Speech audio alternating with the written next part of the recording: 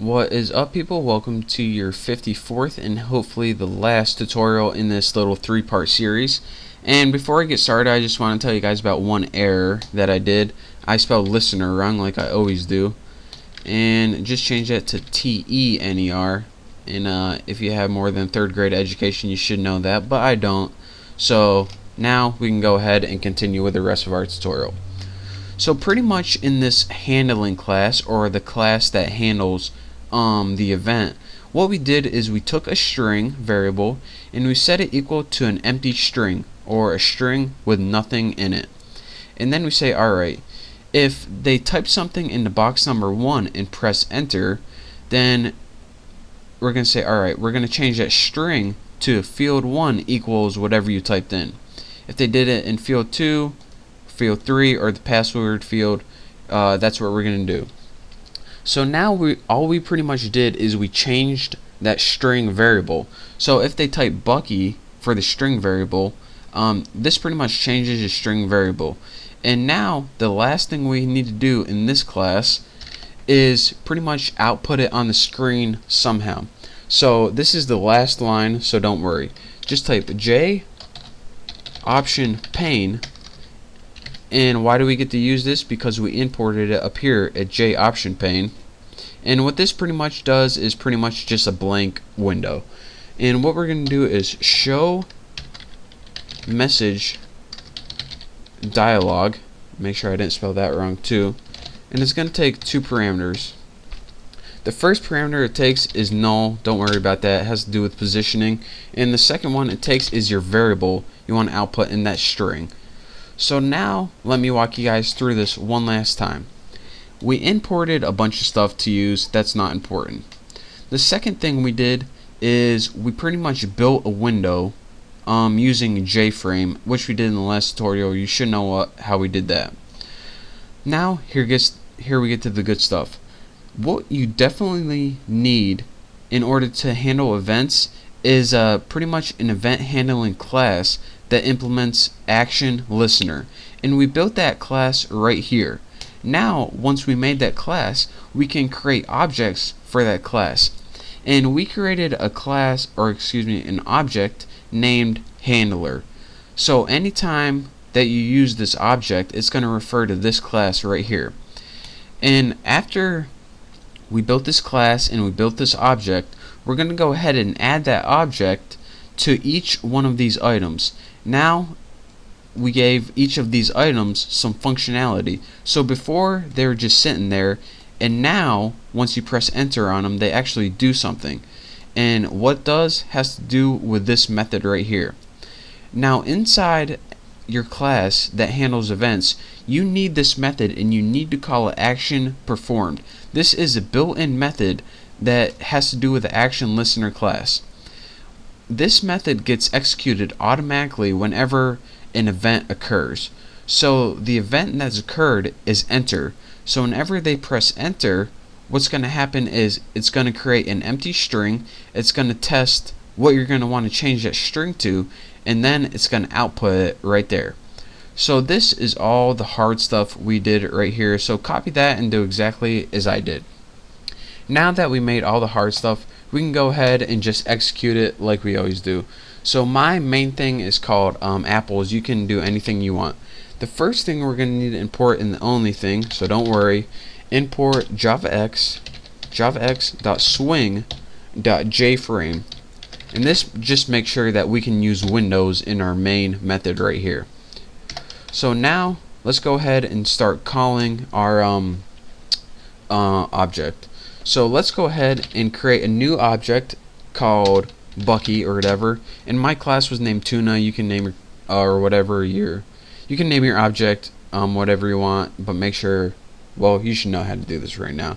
Equals a new object from the class Tuna, and the second line we want to put is the close operation like we did before.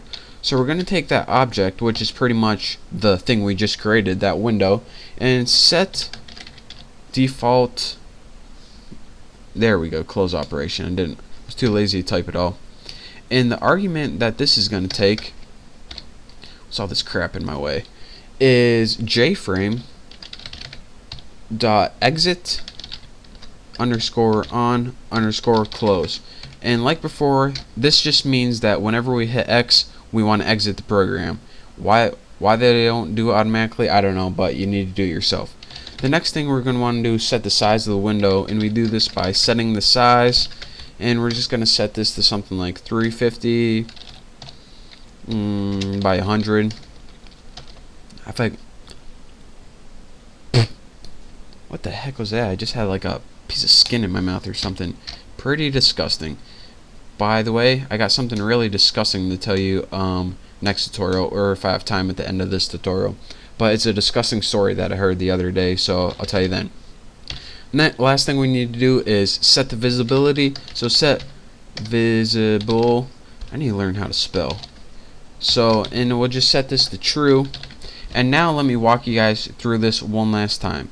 So now make sure we don't have any errors anywhere, and go ahead and click OK, OK, and hopefully this works. And now here is what we built. Go ahead and type Bucky, press enter. It says field 1 equals Bucky. Enter text here. Go ahead and type Freddy. Field 2 equals Freddy. Uneditable. Look this. I'm typing. Can't edit it. So go ahead and press enter in that. Uneditable. And this password, by default, if you press enter, it's my pass. But you can go ahead and change that to something like that, and then it changes to GFGDS. So I'm going to talk you guys through this one last time how this works. If you don't want to listen to me, you can go ahead and watch my next tutorial, or watch some videos of like dogs doing silly things online. But for those of you guys who really want to figure out how this works, I'm going to tell you right now. Well, let's go ahead and just skip the good stuff right here. In order to handle events in Java, you need an event handling class, and that class needs to implement action listener. And what action listener allows you to do is put that listener on something, which means, alright, I'm gonna wait for an event to happen, and once it happens, I'm gonna do some code. And that, once we have this class, we can go ahead and create an object. And why do we need to create an object? Well, we need to create an object because this add action listener method, it takes an object as its argument. So that's why we needed to create an object.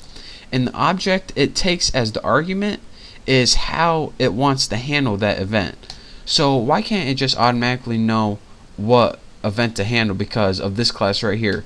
Well, sometimes you have different events in different classes, so that's why.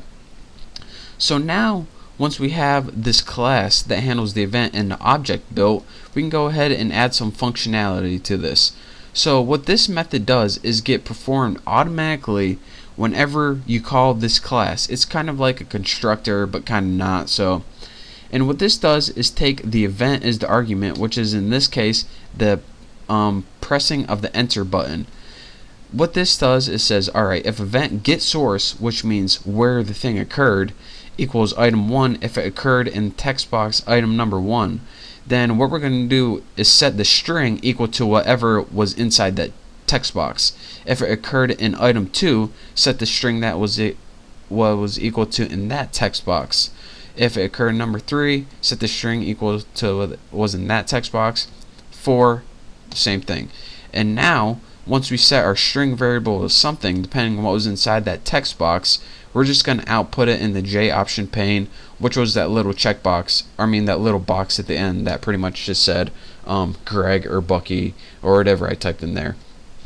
So that is your tutorial on how to handle events. I'm sorry it was really long, but it was also really necessary. So guys, I hope you understand pretty much the basics of what I did. We'll be going over this a little later, so if you don't, you'll probably figure it out. But thank you guys for watching. Thank you for supporting my channel, and for all the awesome comments and some of the not so awesome ones. But again, I thank all of you guys, all of the people who watch my videos. So I can't wait to do next tutorial.